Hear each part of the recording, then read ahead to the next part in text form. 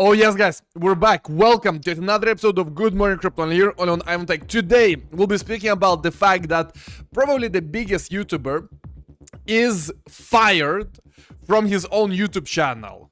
Biggest YouTuber in crypto, Bitboy, and also probably the biggest TikToker, lost the YouTube account. And right now, if you go there, I mean, there is another Bitboy, guys. I don't know what this is, but I think this is Bitboy now. This is the new rebranded version with another guy. Now, we will be discussing this because this story is crazy. What has happened is crazy, and I'm telling you, this is only the beginning. It's only the beginning because Ben is gonna come back. In one way or another, I can tell you that this is not over. The song has not been finished.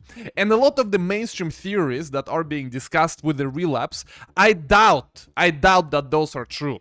Ben still needs to come out and set the record straight himself, what happened. And we just will have to wait until that happens.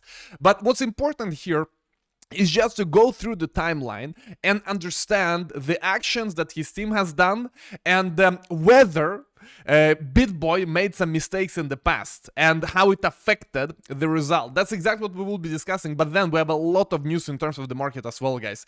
We will be going into that, into Q&A, into the altcoin market, into Bitcoin market, and so much more.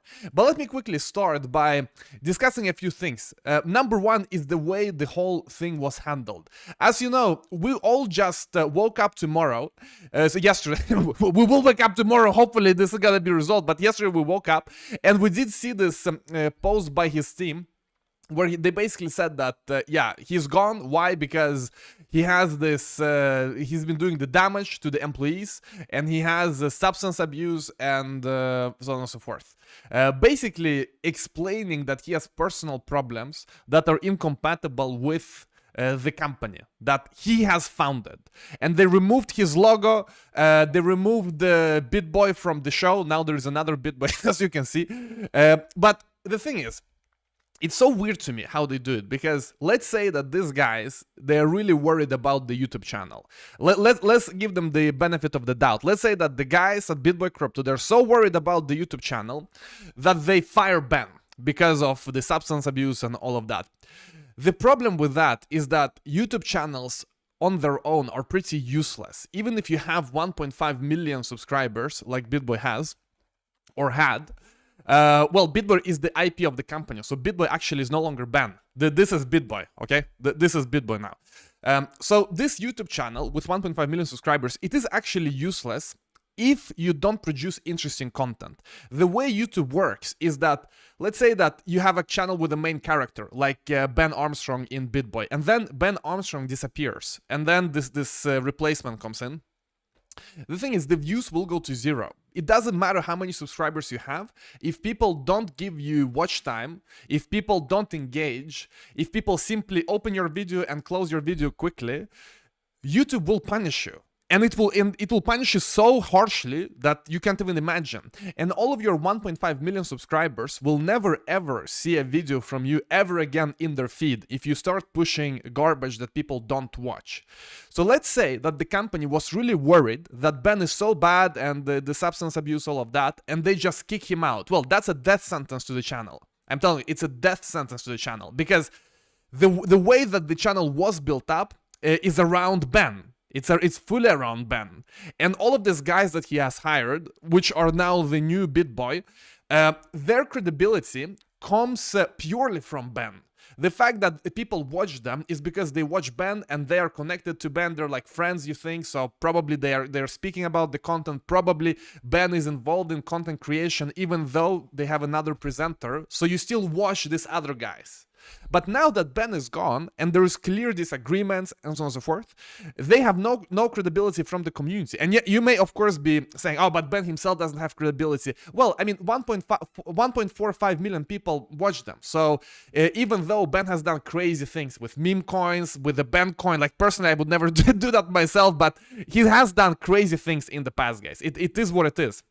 But speaking about the situation at hand, like this whole thing doesn't really make sense to me. We don't know the full information here, and the full story is not told, and we will just have to wait for Ben to come back to tell it. Because if the guys just took his channel and removed his access, and somehow he made a mistake where his company, who runs the channel, is really split ownership and he doesn't control 100%, it's a big mistake, because a YouTube channel with partners to me never made sense.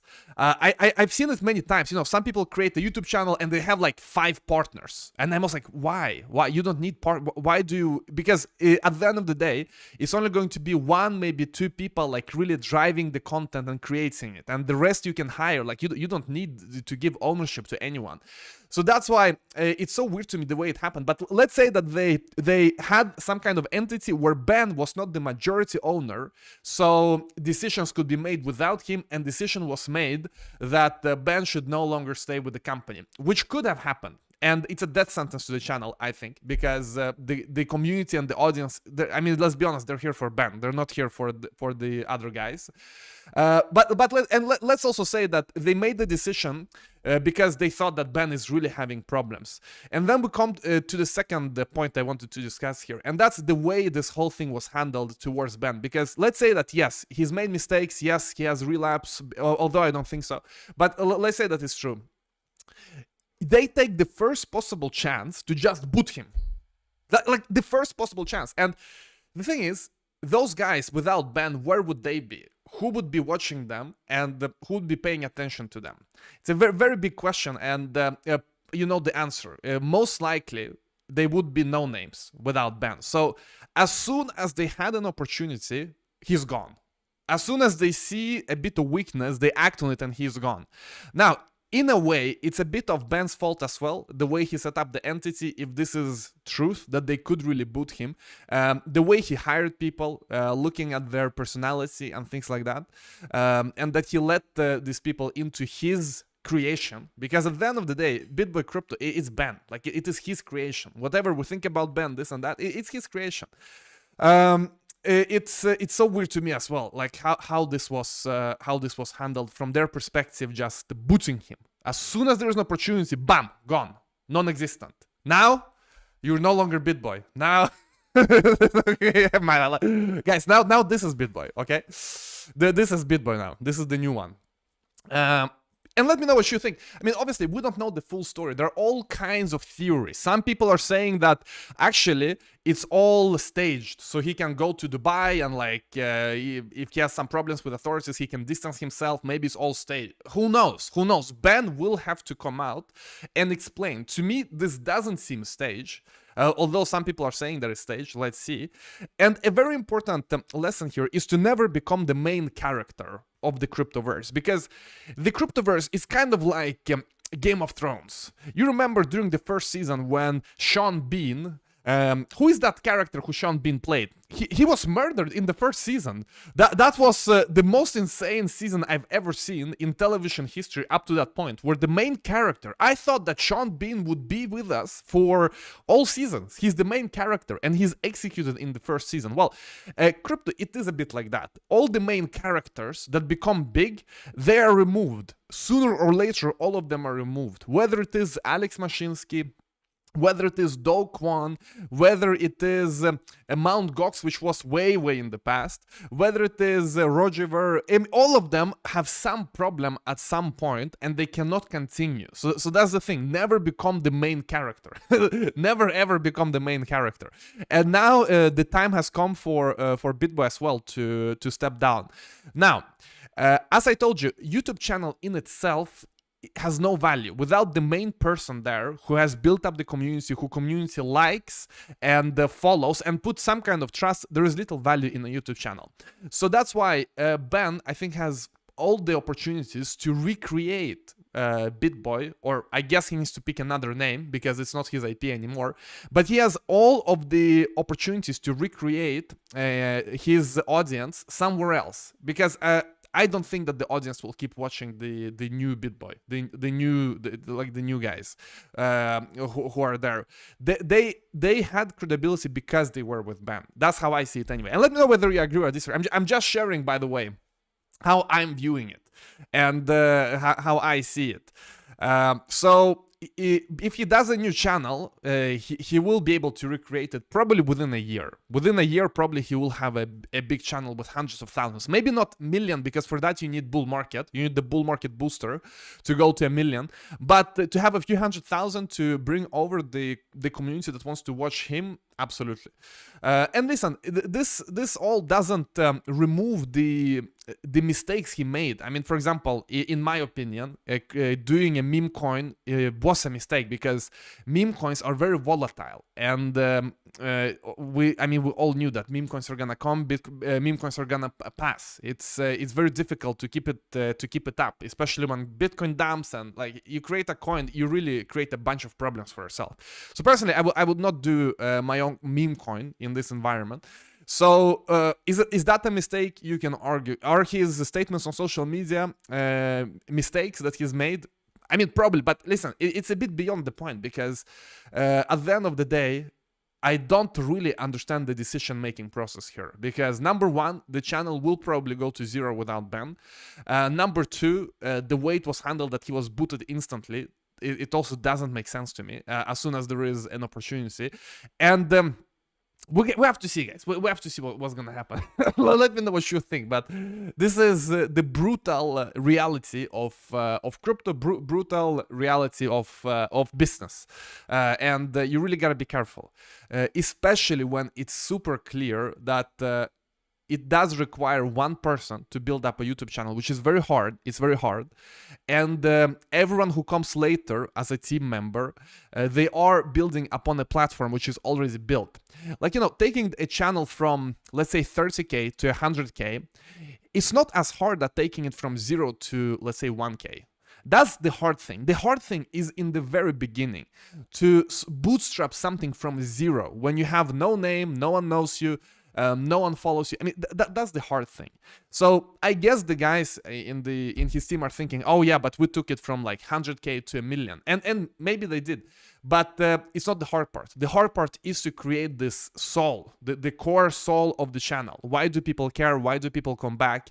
And to take it from 0 to 1, basically from 0 to the first 1,000 to the first 10K, and so on and so forth, and then going from that to higher levels. It's a snowball. It's a snowball. Anyway, let me pump the beat. Let me know what you think. I think that I shared most of my thoughts here. Let me know whether you agree or disagree. I know that many people will say that Ben deserved it. And listen, maybe he did. I know many people are upset because they lost money in Ben or something in the coin. And maybe he did. Let's discuss in the comment section. But at least you know where I stand, because this is crazy, guys. I've not seen anything like this on YouTube.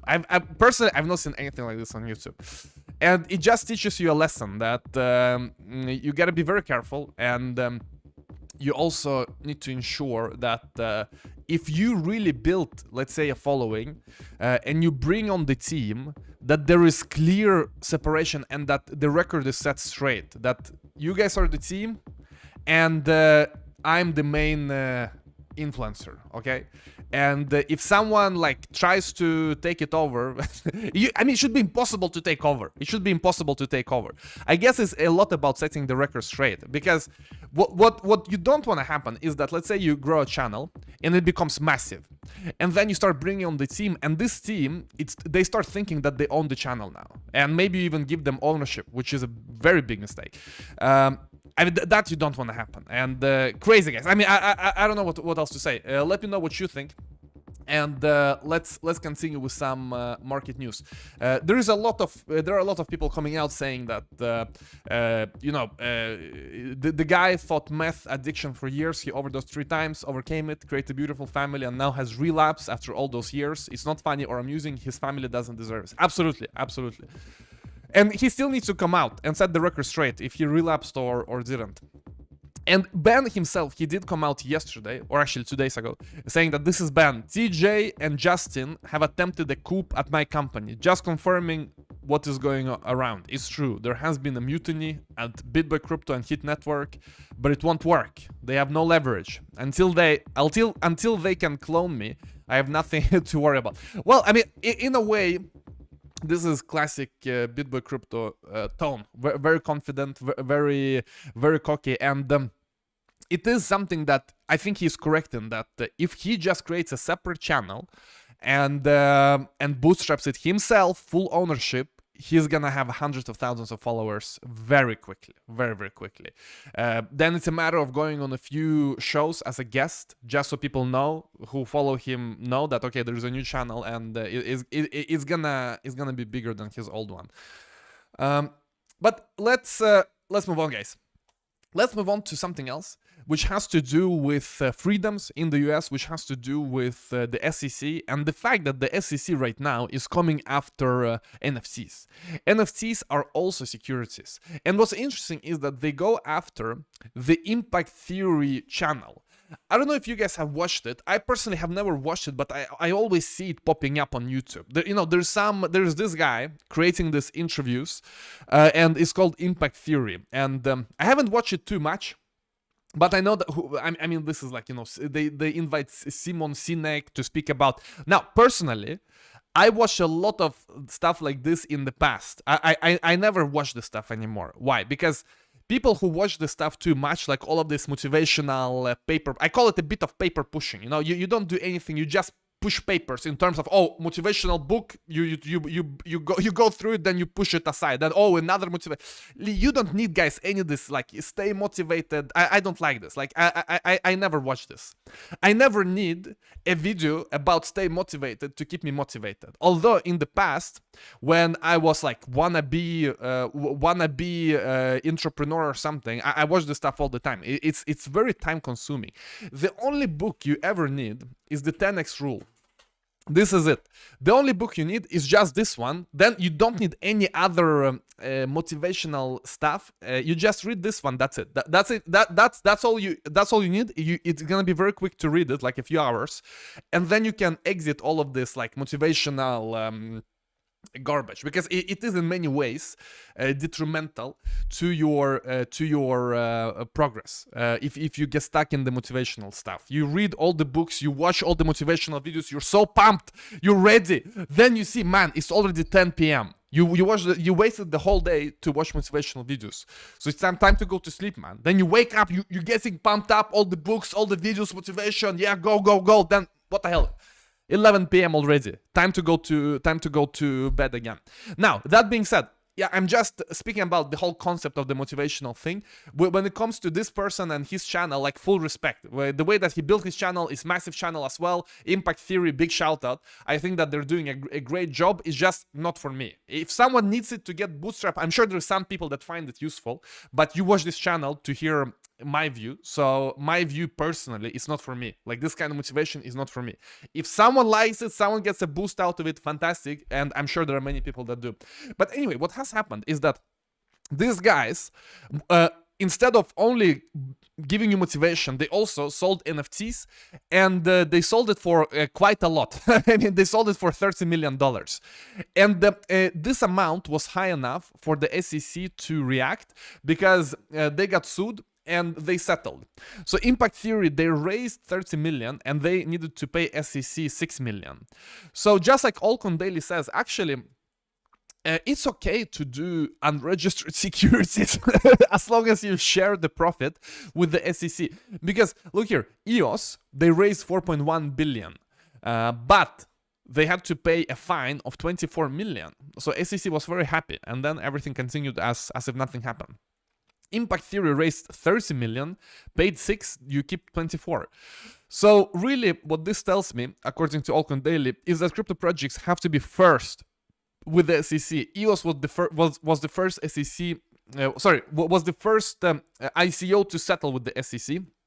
Impact Theory was the first NFT enforcement case, and later crypto projects may not get such forgiving charges. Maybe this is why it is like this, that it's a bit weird that you get to keep most of the profits, although it is unregistered. What is good is that Hester Peirce, who I hope will become the next head of the SEC, at least there are some rumors that she will, she's speaking about why this case doesn't make sense, and that she also published she submitted a dissent letter saying that it's too much, guys. Like it's too much government overreach, and let people do their NFTs. What is this garbage? She's basically saying in other words, in more professional words. Let me play to you this interview. It shouldn't be our presumption in the US that you've got to go ask Uncle Sam for permission before you do things. Now, again, there are statutes on the books and we uphold those statutes, but I'm always thinking about upholding them in this frame of liberty is super important in the United States. And, I fear that in the conversations around crypto, we've lost a little bit of that sense of how important that principle is in the United States. 100%. I agree with this. We need to look at principles. Whenever we look at any industry and we do any kind of regulation, this is how I would do it if I would be a regulator. The regulator is in place in order to uphold the society, and that society can develop in a safe way without scammers going wild and so on and so forth. Like, you need some kind of regulation, otherwise it's going to be the jungle. It's going to be a zoo where everyone is scamming each other, there is no accountability, so you need some kind of regulator. But what is the principle that we need to hold very high? And that's that at the end of the day, regulator works for the people. And if everyone wants to be an entrepreneur in crypto, which is a universal desire across the world, people want to do projects in crypto, it's a universal desire. And whether you have someone creating an NFT or a token and they do everything that they promised. Let's say that you sell a token, you promise that it's going to be used for this and this use case, and you actually follow up on it, you actually deliver. What is the problem? What is the problem? Everyone who invested knew what they were investing in, and the project delivered. Let's say that the project doesn't deliver. Okay, then you can sue for some kind of problem you have. Maybe it's that let's say this impact theory, that you got into it and you're not happy. Well, there is courts for that as well. And that's why at the end of the day, it's so crazy that we have lawsuits against a lot of these companies for nothing. I mean, like for nothing. Like, no, there's no victim, and they just get in trouble with the government. They have to pay to the government for what? For nothing. It's a bit of extortion in many ways. If you have a legitimate operation, you create some kind of cryptographic token to do something within your ecosystem, why shouldn't you be able to sell it? Why? It's crazy. It's kind of like when you look at, if someone does a concert ticket, there are a lot of parallels people are making. And SEC themselves said, we do not routinely bring enforcement action against people that sell watches, paintings, or collectibles, along with vague promises to build the brand and thus increase the resale value of those tangible items. So a good example here would be, let's say Rolex. You buy a Rolex, okay? You trust that the company will not print 1 million of them tomorrow. There is an expectation of return that your Rolex will go up in value over time, which at least historically, the way I understand it, I'm not a fan of the watches. I don't know a lot about them. You guys let me know. But with the friends I have who like it, they say that, it's like store value. It even goes up in price. Although recently I heard it goes down. But anyway, it's kind of like someone speaking about Bitcoin who doesn't know about Bitcoin. It's like me and those watches. So I know nothing about that. But anyway. So you buy a Rolex anyway. All of the people I know, when they buy a Rolex, guys, they're not buying a watch. They're not buying a watch. They're buying a status symbol, and they hope that it will go up in value or at least preserve value. And that's why none of them see it as an expense. None of them see it as an expense. They're very quick to correct anyone that says that, oh man, you spent all this money. No, I didn't spend. No, I didn't spend. This thing is resellable. It's gonna resell for higher in a few years. It's kind of like me and my penguin, Pudgy Penguin. People say, oh man, you spent all the money on Pudgy. I'm saying, no, I didn't spend. It's investment. Look in the bull market, what it will sell for. It's an investment. Okay. So, what is the difference when you buy a Rolex and you think that is gonna do well because the company will do their business in a smart way, and you buy some NFT from Impact Theory because they promise you to give some content for it or whatever? Or what is the difference? Let's say you have a ticket to a concert, and you think that it's gonna go up in price because the demand is gonna be higher in a month than it is right now, and you count on the labor of the band, of the concert organizer, to perform the work of doing the concert, and you're just very early on, you're like an early adopter, you're like, man, these tickets are so cheap now because this band is up and coming, but you calculate a bit, you see, okay, they're gonna be on radio in a week, they're gonna be in this town in 2 weeks, so if the concert is in 5 months, there's a lot of time where they will be able to hype themselves up, and you will be able to resell the ticket before those 5 months. Like, what is the difference? It is kind of like that. You're an early adopter in a crypto project. You buy some NFTs. You think that the team will do well, and that it's you're still early in the ecosystem. No one understands the value except you. There are many similarities you can draw where all of this tokenization is really putting this law and this cases and this SEC stuff on its how do you say, like, it's really putting the finger on it. Like, what are you guys actually regulating here? Should all the Pokemon cards, all concert tickets be regulated? Like, what are we actually doing here? Because the laws were made for the stock market, and the laws were made in the 1930s.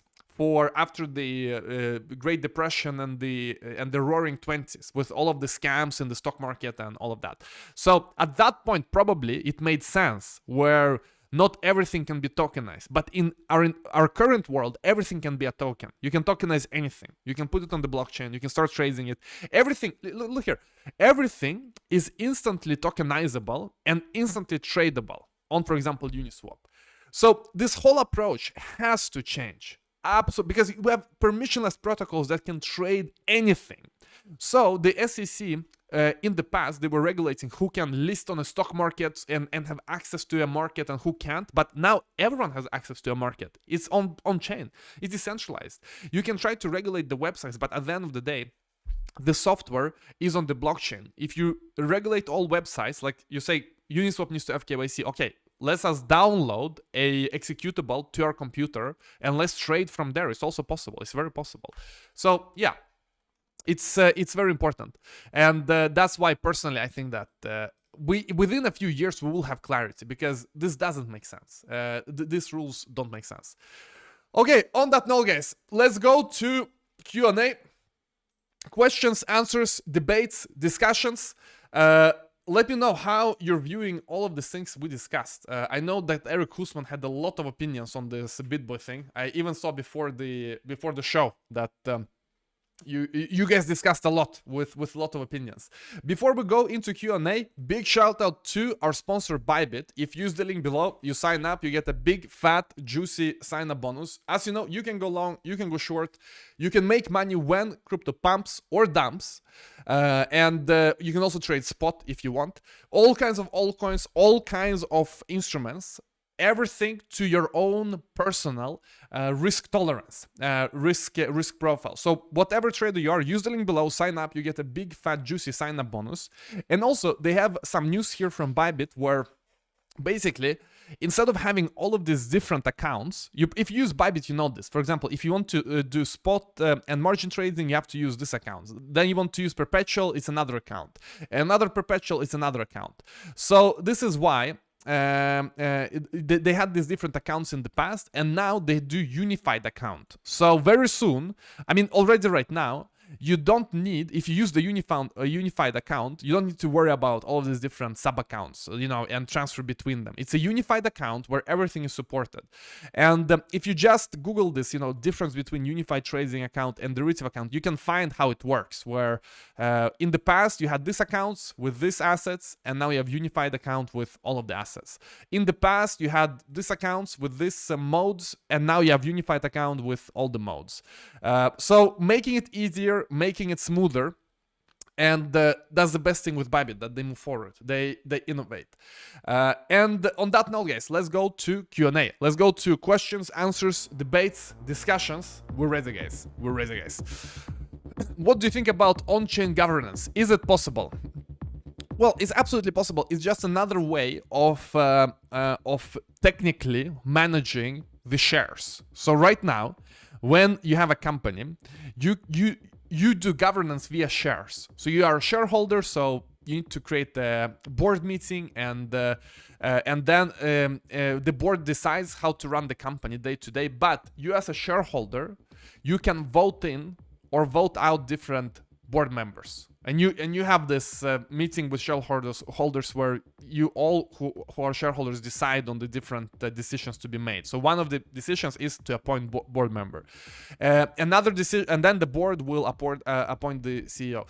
And then another decision is which direction to take the business, and so forth. So all of this right now is very analog. There's no digital platform that really unites all of the different companies and how they're governed into one technical platform where all of this voting can be done, share assignment can be done, share sales can be done, and so on and so forth.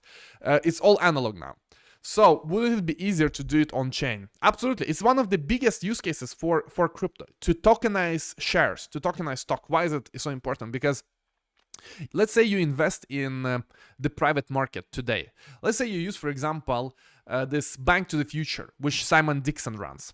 So you invest in a company via Bank to the Future, and they go public. It will take you a year to get the shares.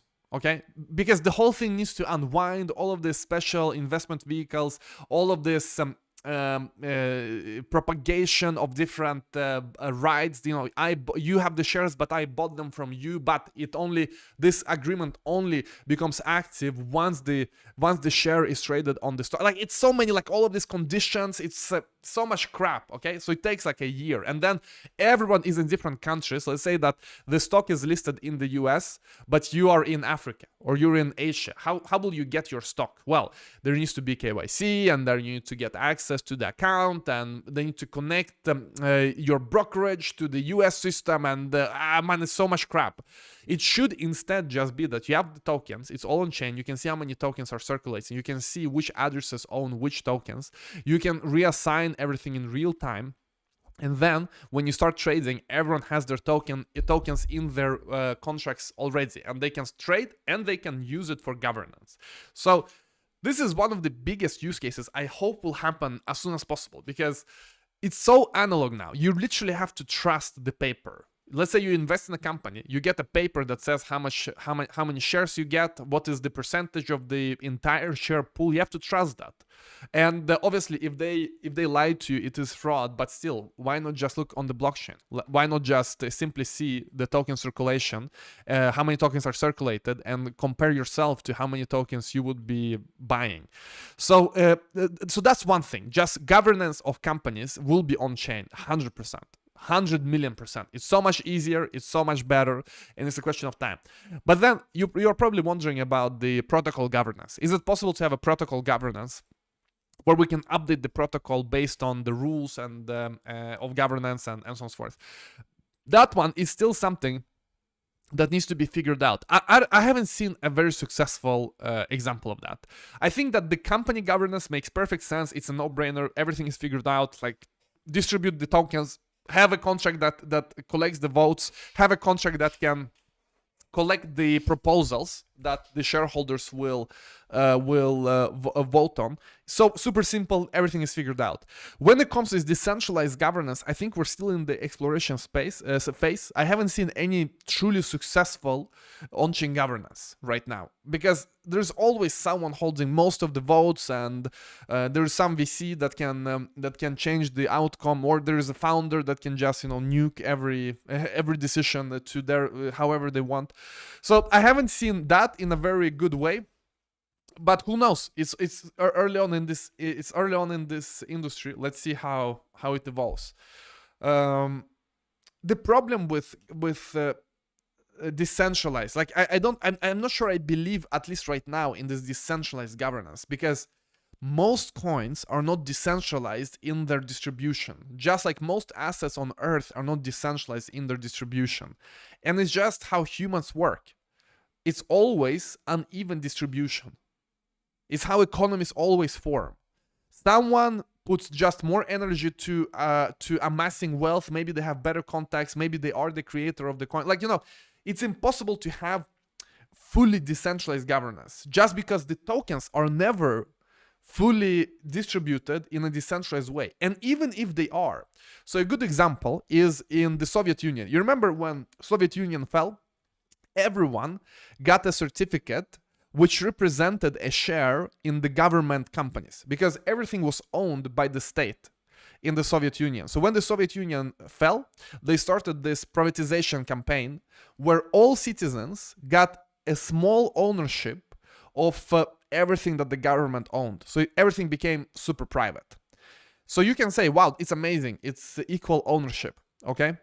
However, what happened was that most people didn't even understand what they were getting. They didn't get the concept of shares. They never understood what is a share. Is it valuable? How? And people were thinking, how do I buy food with it? How do I survive with it? Because it was pretty tough times as well.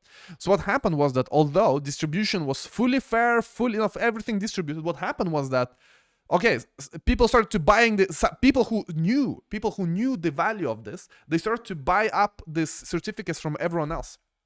And by the way, I don't know how fair it was distributed. I'm sure that someone got some extra certificates. I'm sure it happened. But even if it did not happen, like let's assume that everyone got super decentralized, everything super fair. Some people will see the value, some people won't see the value in this certificate, in this case, and it's gonna be unevenly distributed with enough time, because some people will dump it, some people will buy it, so it's always like that. It's the same thing with Bitcoin. Let's say that Bitcoin would be fully decentralized, like everyone got a piece of Bitcoin. Well, for the first 10 years, all the smart heads in TradFi said that it's a Ponzi scheme, and they dumped it. So, like, what the hell? It's just now during the last maybe 3-4 years that traditional finance is like so embraced, like they're so serious about crypto. They're so serious. They're saying, oh, all of these models they have. Man, for the longest time, they hated crypto. They said it's a garbage, it's a Ponzi scheme, it's only for terrorists. So they didn't buy early. They're now FOMOing in, they're now buying, but they didn't buy early. So it's another example where everyone could buy Bitcoin in 2010. Everyone could. You could, I could. How many people did? Very few. Very few. So that's the thing. How do you make a protocol? So coming back to the question, is it possible to make a protocol with on-chain governance? Is it possible? It's possible. Will that on-chain governance make any sense? In most cases, no, because it's unevenly distributed and a few people will always have most votes. Now, can you try to make it more fair? Let's say that you have an ecosystem which is fully distributed, so it's an on-chain protocol, so it's decentralized protocol, but a lot of people have very few coins and some people have a lot of coins. Can you limit like the voting power you have, so that even if you have 1 million coins, you can max vote with 10,000 of them or something? Maybe it's possible, guys. Like that's the thing. We have to experiment. I need to see more experiments. I haven't seen enough, but it could be possible. It could be possible. Absolutely. As long as they can access your internet and your account, they can take anything. Not sure what you mean. I mean, with crypto, you don't need internet to store it. Crypto can be stored without internet. So, in that sense, I don't think it's correct. Cardano Voltaire brings true on-chain governance. Don't believe to what Vitalik says. He's just scared of the magnitude of the problem on the broken... Okay. Yeah, let's see, guys. Let's see, guys. I mean, personally, I'm not a fan of this big statements. Like when people say, "Oh, Vitalik is," guys. I mean, come on, it's ETH, and then everything else is like. I can agree that there is room to do something better than ETH, but it's when I hear this, "Oh, we're gonna be better than," man, come on. It's kind of like, you know, some guys, they try to pitch me startup. Young guys, most often it's young guys who you know, they think that it's easy, basically, which is good. Like ignorance is good. I like ignorance when you think things are easy but they're hard. But anyway, you know, sometimes I hear people tell me, "Hey, Ivan, what do you think about our startup? We're gonna replace Amazon." Do you see how this is the best one? Have you seen how ugly Amazon is? Amazon is so ugly, bad design. We're gonna do a pretty Amazon. I'm like, bro, come on. Come on. Number one, even if Amazon is ugly, you will never replace them. Number two, it's not ugly. Like everything they do is by design. It's by design. This design that they created on the website converts people the best to buyers. It may look ugly to you, but it's Amazon and it is the way it is. So that's why personally, when I see like new chains or smaller chains say that they're gonna replace ETH, come on guys, better to integrate. If you have something better, build a bridge to ETH. Build a bridge. Because you don't have the billions that ETH has. All of the money in crypto is on ETH. And then everyone else has like scraps, you know, a few 100 million here and there. But all of the tens of billions, it's on ETH. So that's why, what we discussed it at length yesterday, so I don't want to repeat, but that's why it's better to integrate with ETH than try to say that you're gonna kill ETH and that Vitalik is scared. Vitalik is shivering because of our big, massive L1 coming out. So yeah, that's how I see it. Oh, by the way, guys, speaking about cross-chain protocol, let me bring up this news from Axelar. You know that we've been following Axelar, and speaking about cross-chain, this thing is growing like bamboo, at least according to their stats that they publish themselves. So Axelar processed over 140 million in cross-chain transfers. Last 7 days, 283 million. It was the highest used bridge network with nil robustness issues. Beating even volumes of the highest native bridges by almost 3x. So this approach of building a cross-chain messaging system seems to work. It seems to work. Let me follow this, guys. Yeah, especially now that the multi-chain is gone, it seems that Axelar is getting the traction.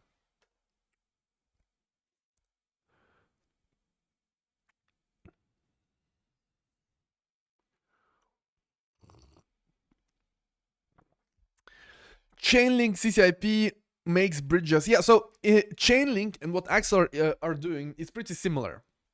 So yes, what Chainlink is doing and what these guys are doing at Axelar is very similar, but Chainlink doesn't have the first mover advantage, and I haven't really seen a lot.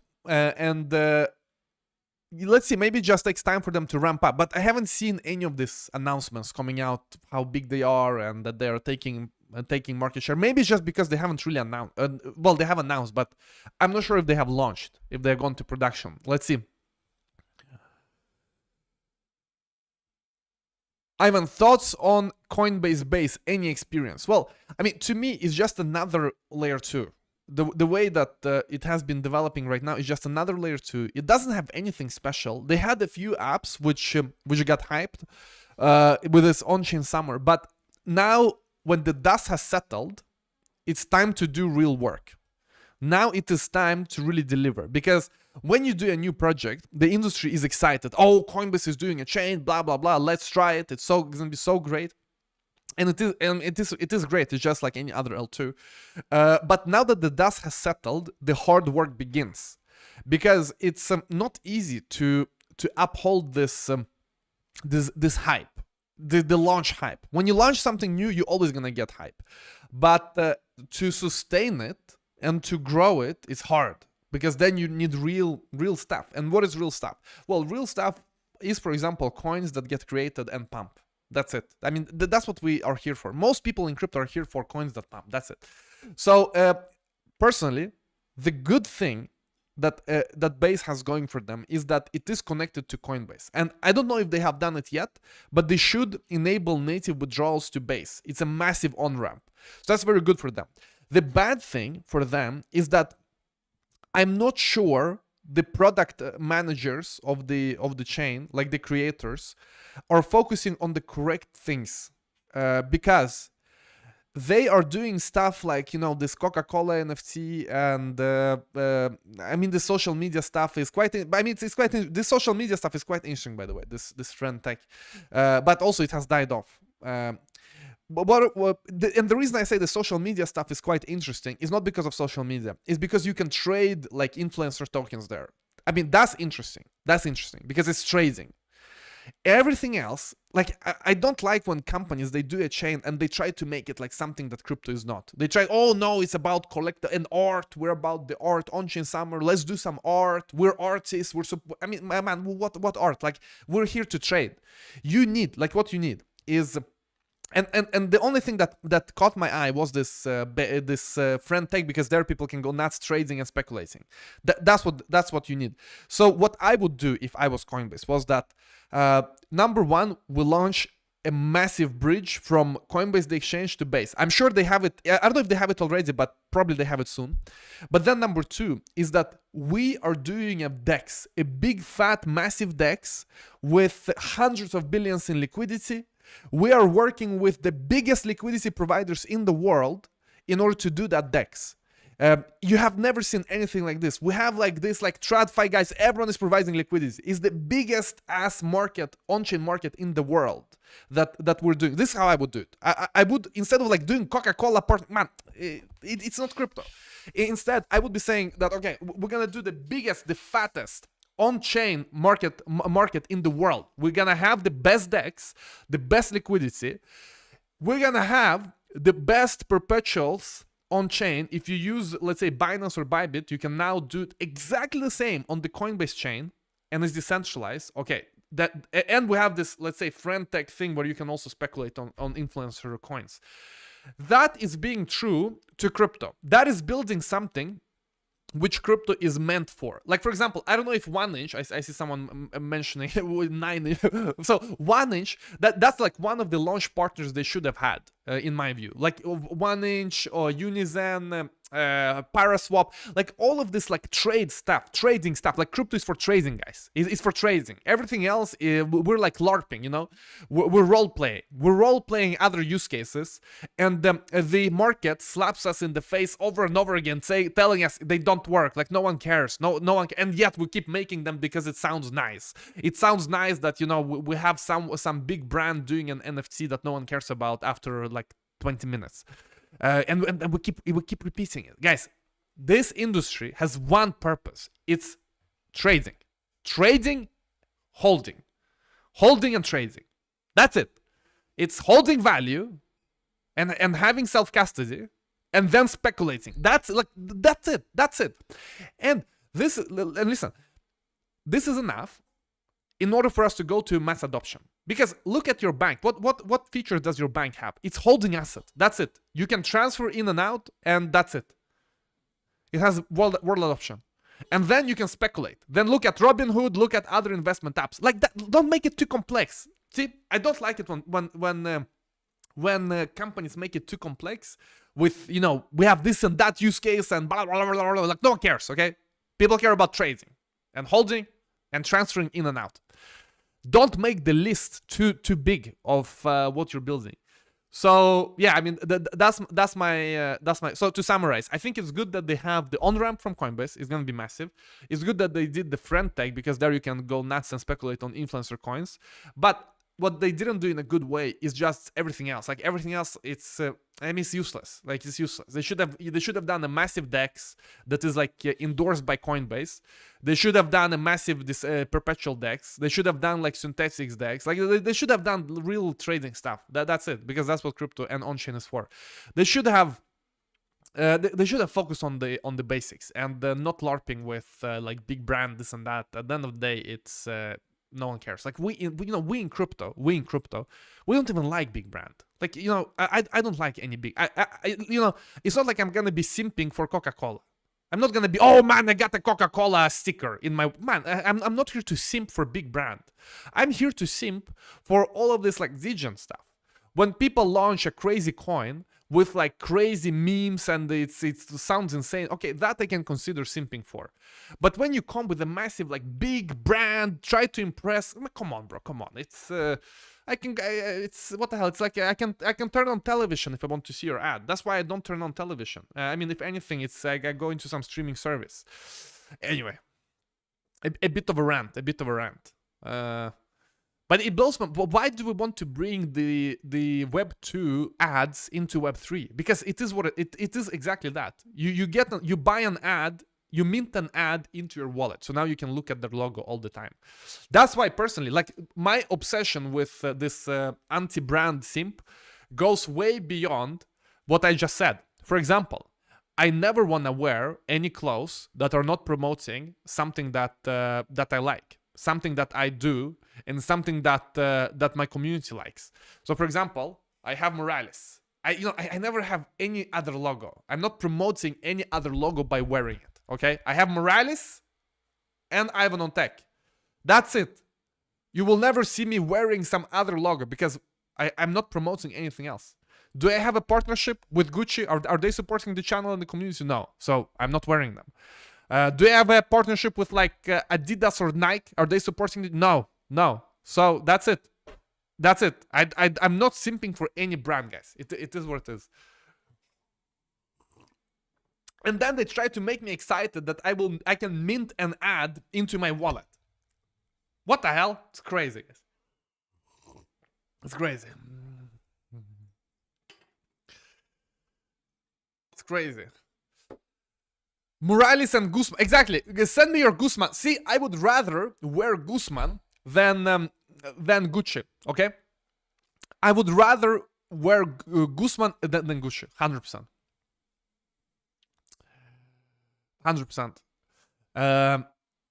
I remember. I mean, I see people rising. You're like a dork, exactly. So I remember, like, what I like. I like supporting stuff that I'm into. So when I was a dev, I was wearing a lot of shirts with like programming language stuff. Okay, like that I like. That I can get behind. Or let's say that I'm. Another thing is, let's say that we've been working for a long time using something and really liking some product. Okay, then I can consider if they send some merch. It's really interesting how, you know, the culture has evolved. Like, why do you wear a sticker that you bought? Instead, you can wear either something that you do or something that you like really like yourself, that you support. But anyways, it's beyond the point.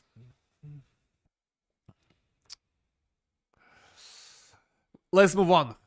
You asked me about base, we'll get into something fully different. Exactly. Pudgy Penguin is a good example. It's a good example of another thing that I can get behind. So Pudgy Penguin, as you can see, we have him right there in the background. You need to sponsor. Yeah, I mean, listen, if Nike sponsors us, we may consider wearing a shirt with them. Only maybe. Maybe.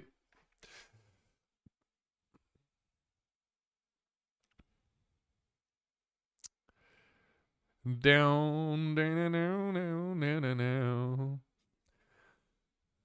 Solana liquid staking. Ah, that's cool. That's cool. Yeah, by the way, so we spoke about Solana the other day, and we said that they have a small TVL. And some people said that you cannot really compare TVL on DeFi Llama, because on Solana you don't count staking as TVL, but on ETH you do. And I guess it makes sense, but which website should I check? Is there any other website that tracks the staking as well? The thing is that we can. I don't think it's a problem, because, I mean, still Solana is way smaller. Let's say that we don't count staking. So we remove Lido, which is staking. So that's 14 billion that we remove. So now it's 14 left, because 20 is altogether is 28. But you see, 14 of them is staking. So let's remove that, because I think it's fair, because Solana, if we are to compare ETH to Solana doesn't have this liquid staking, or staking is not counted towards TVL. Fair. Let's remove Lido then. So we have 14. Let's see which other, like, see this, no, like, for example, I think this can also be removed. Like some kind of, you know, wrapped ETH. Let's remove it. So minus 16. This is, okay, let's say minus 2 here. Maybe we can remove Frax as well. But listen, if let's say we remove all of the ones we mentioned here, just to be fair and to remove everything that is not that is staking, okay? Still is gonna be above 10 billion. Still is gonna be above 10, guys. It is what it is. And Solana is at 600. So I'm here for the truth. I'm here for the truth. And I think it's a fair point that if Solana is not counting staking as on-chain TVL, that we should subtract it from ETH when we compare it. So yeah, let's see how that evolves. Like if this, but still, the point is, you just saw ETH is still like magnitudes bigger. But is there any other? If you have any other website, I can check some other website as well.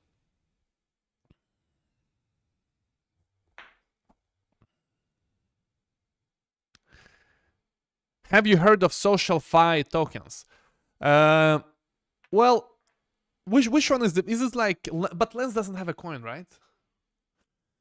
Which other ones have like this social media? Is that what you mean? You know, in the past we had Steemit, but that is for boomers in the space. Like I'm a boomer in the space. I remember when Steemit was a thing. Man, you can write article, you can they give you money, and it's hyperinflated, I guess. But now, like it's. Guys, social media and Web3 to me, it's a bit weird still. It's a bit weird to me. But if it is a hype that and we see it growing, we will obviously invest in it as well. But the reason I don't really like it too much is because